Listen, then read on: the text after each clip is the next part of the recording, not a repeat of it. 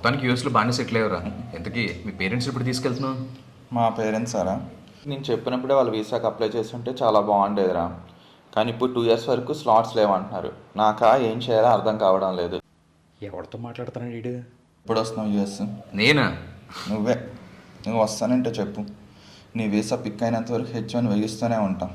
ఆ H1 ఏదో నాకు వద్దు కానీ మా వాడికి వేసి వాడిని అమెరికా తీసుకెళ్తాడు. అదే అమెరికా వచ్చాడు అనుకో, అక్కడ అలాంటి గాలి తిరుగుళ్ళు అయ్యి ఉండవు.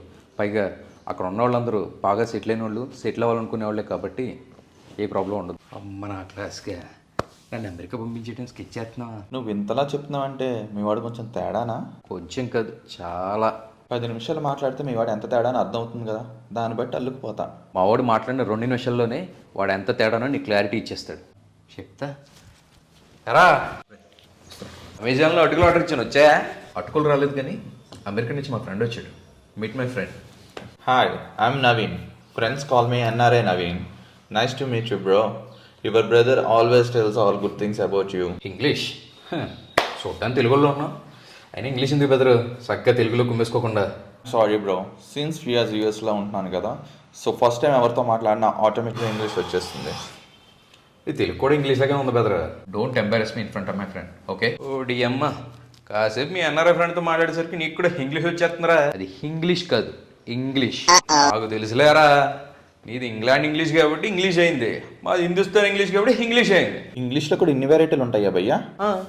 ఇప్పుడు లాంగ్వేజ్ సెట్టింగ్లో US English, UK English, India English అని ఉంటాయి. ఎప్పుడు చూడలేదండి. చూసా, ఇండియన్ ఇంగ్లీష్ని ఇంగ్లీష్ అంటారని చెప్పి ఇప్పుడే తెలుసుకున్నా. ఇది కూడా తెలియకుండా మేము అమెరికా ఎలా వెళ్ళిపోయాడురా. రే, అనవసరంగా ఏది పడితే అది వాక్.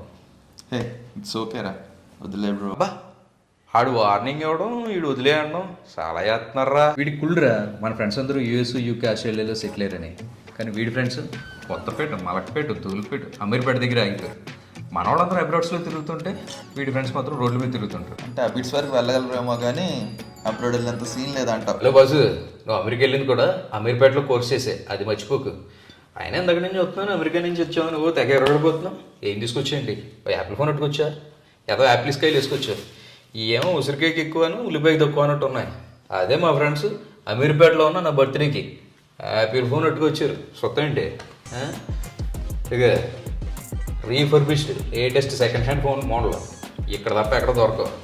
అసలు మా ఫ్రెండ్స్ అందరూ ఫేషియల్ చేయించుకుంటూ కూడా ఫేస్ చేంజ్ చేసుకుంటాం. అది మా రేంజ్, అర్థమైందా? నేను గిఫ్ట్స్ ఇచ్చుకుంటే ఫ్రెండ్స్ అనుకుని చీప్ ఫ్రెండ్షిప్ కాదు మాది. We are matured. నువ్వు మెచ్యూర్డ్ అయినప్పటి నుంచి వస్తున్నాను రా. నీ ఫ్రెండ్షిప్లు ఎలా ఉంటాయో డైరెక్ట్గా పాయింట్కి వచ్చేస్తా.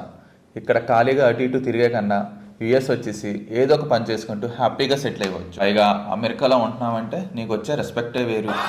ఈరోజు అమెరికా వస్తే బాగా సెటిల్ అవచ్చని చెప్పు, కానీ హ్యాపీగా సెటిల్ అవచ్చని చెప్పాం. ఎందుకంటే హ్యాపీనెస్ అనేది మనం ఉండే ప్లేస్లో కాదు, మన ఫేస్లో ఉండాలి. అయినా నీకు అక్కడ హ్యాపీగా ఉంటుందని మా అందరికీ హ్యాపీగా ఉండాలని రూల్ ఏం లేదు కదా. అమెరికాలో ఉంటేనే రెస్పెక్ట్ అనుకో, అనకాపల్లిలో ఉన్నా కూడా రెస్పెక్ట్ వస్తుంది.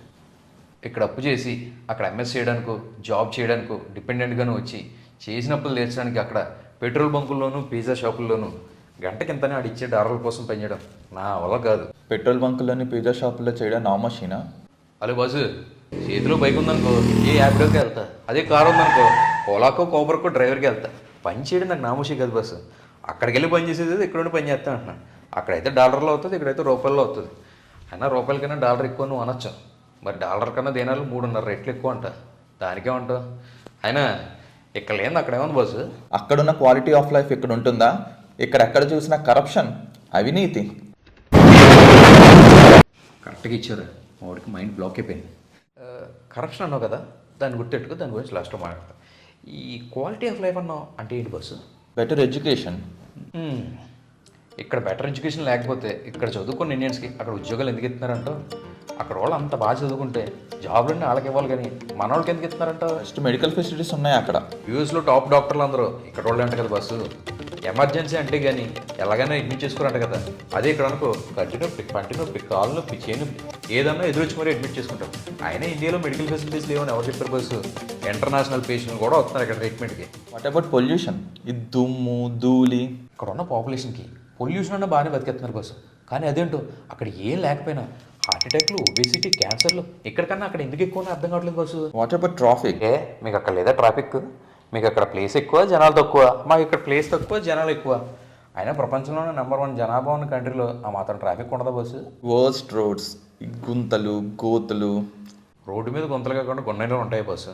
అయినా ఈ మధ్య రోడ్డుకి ఎక్కడ బొక్కున్నా ఓ ఫోటో తీసి ట్విట్టర్లో కేటీఆర్ అని ట్యాగ్ చేసి ట్వీట్ చేస్తే గంటలో పూర్తి చేస్తున్నారు. ఫారెన్ తలపించి ఫ్లైఓవర్లు వేస్తున్నారు, సందుకి సిమెంట్ రోడ్లు వేస్తున్నారు. ఇవన్నీ వదిలేసి బొక్కలు కట్టే పట్టుకుంటాయండి బస్సు. అయినా నువ్వు అమెరికా వెళ్ళకముందు వెళ్ళొచ్చిన తర్వాత డిఫరెన్స్ చూసే ఉంటావు కదా. డెవలప్మెంట్ ఎలా ఉంది? అయినా డెవలప్డ్ కంట్రీకి డెవలపింగ్ కంట్రీకి ఆ మాత్రం డిఫరెన్స్ ఉండదా ఏంటి? ఇక్కడ జనాలకి కామన్ సెన్స్, సివిక్ సెన్స్ ఏమి ఉండవు. ఎక్కడ పడితే అక్కడ ఉమ్మడం, ఊరంతా కొయ్యడం. కనీసం అంబులెన్స్ కూడా సరిగ్గా దారి ఇవ్వరా. కరెక్టే భయ్యా, నువ్వు అన్నట్టు మన వాళ్ళకి ఈ విషయంలో కొంచెం జ్ఞానం తక్కువే. ఈ మధ్యన కాస్త ఎడ్యుకేట్ అవుతారు. కానీ అక్కడ వాళ్ళు కామన్ సెన్స్, సివిక్ సెన్స్ ఎక్కువైపోయి గన్లు వచ్చుకుని సినిమా షూటింగ్లు చేస్తారంటే మా షూటింగ్లు చేస్తున్నారంట. వాళ్ళకున్న కామన్ సెన్స్, సివిక్ సెన్స్ ఇక్కడ వాళ్ళకి రావాలంటే కష్టమే భయ్యా. అక్కడ 911 కాల్ చేస్తే ఇమ్మీడియట్ రెస్పాన్స్ ఉంటుంది. కానీ ఇక్కడ క్రైమ్ జరుగుతున్నా పట్టించుకునే పోలీసోడే లేడు. ఇక్కడ ట్రాఫిక్ బాబాయిలు కొంచెం లేట్గా వస్తారని కానీ భయ్యా, వస్తే మాత్రం తోలు తీర్చేస్తారు. సరదాగా 100కి డైల్ చేసి మా సజ్జనార్ బాబాయ్ సర్వీసుల గురించి అడుగు. ఇంత చదువుకున్నా ఇక్కడ ఇంకా కులం, మతం, రిజర్వేషన్ అంటూ కొట్టుకు చేస్తారు. రేసిజం అక్కడ ఏదో ఉన్నట్టుంది భయ్యా. తెల్లోళ్ళు నల్లోళ్ళు ఉన్న ఇద్దరే కుక్కల్లో కొట్టేసుకుంటూ ఉంటారు. ఇక్కడేమో 100ల సంఖ్యలో కులాలు, 10ల సంఖ్యలో మతాలు ఉన్న ఈ కంట్రీలో కొట్టుకోకుండా ఎలా ఉంటారు బస్సు? అయినా ఇదంతా పొలిటీషియన్స్ ఆడించే గేమ్ అని ఇంకా మాత్రం తెలియదేంటి? డెవలప్మెంట్ ఊరుకో బాసు. ఒకసారి వచ్చి మా Gachibowli hitech city financial district చూడు. డల్లాస్ ఖమ్మం మొగుళ్ళు అండ్ డెవలప్మెంట్ జరుగుతుంది అక్కడ. ఇంకా నీకు రియల్ ఎస్టేట్ భూమి గురించి చెప్పాను అనుకో, మెంటలెక్కిపోద్ది. నేను రోజు ఫిల్మ్ నగర్లో చూసే ఫిల్మ్ స్టార్ని మీరు ఫ్లైట్ టికెట్ వేసి తానా నాటా బాటా అని పిలిపించుకుని చూస్తారు. వీకెండ్ కోసం మీరు వీక్ అంతా వెయిట్ చేయాలి. నేను జస్ట్ వీధిలోకి వస్తే వీకెండ్ వచ్చేసి తెలుసా? మీరు అక్కడ పాస్పోర్ట్లు క్యారీ చేయాలి. మేము ఇక్కడ పాస్పోర్ట్లు కాదు కదా, పాస్పోర్ట్ ఫోటోలు కూడా క్యారీ చేయక్కర్లేదు.